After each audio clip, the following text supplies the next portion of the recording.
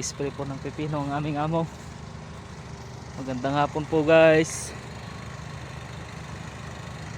Hello vlog, welcome to my guys. Ngayong hapon ipapakita namin yung kung gaano ka high-tech ang pang-spray dito sa Korea. Yan po ang aming amo. Napakasipag talaga ng mga Koreano. Para silang langgam na nag-iimpok pagka panahon na ng winter. Nandun lang sila sa bahay guys. Yan. Yan naman. Wow. Oh. Yeah. Oh. Oh. Yan. Patapin lang.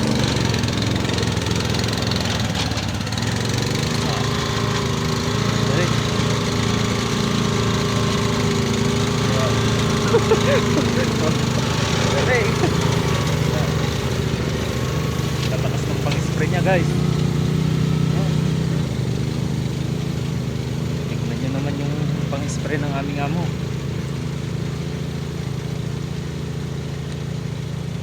Pakalupit. Balak ko nga magpaturo at ako nang mag-i-spray sakaling pumayag para makapahinga naman ng aming amo. Minsan sa sobrang pagod niya umiilik na, natutulog sa may lagayan namin ng pinipitasan.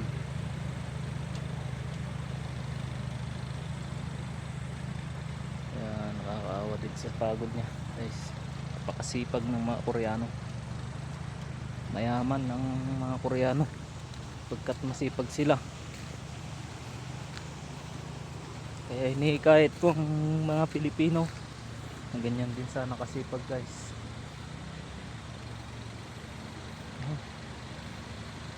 Ayan na siya.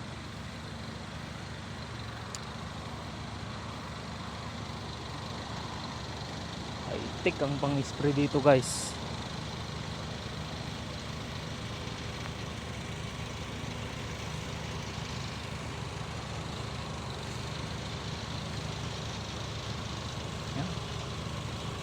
Guwapo.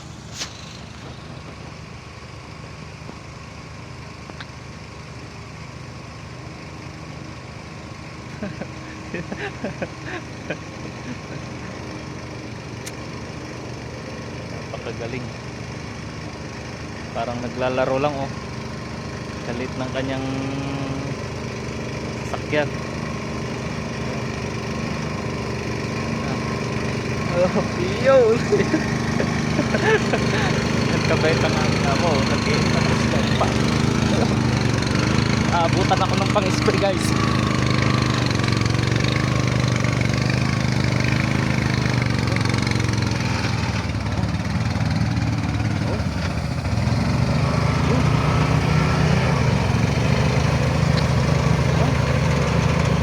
Yun lamang guys.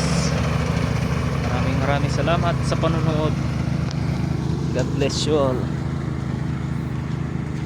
Update ko ulit kayo pagka ano na yung resulta ng aming pipino.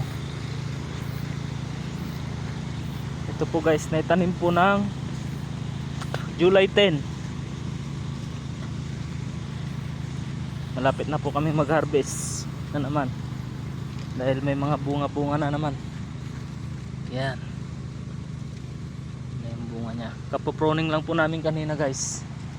Ito po yung mga nagtanggalan namin. Ayan, mga talbos niya para mabilis lumaki ang kanyang bunga. So yun lamang po guys. Ayun, tignan nyo naman yung lakas ng buga ng sprayer nya. Speed sprayer. Lamang guys, maraming salamat.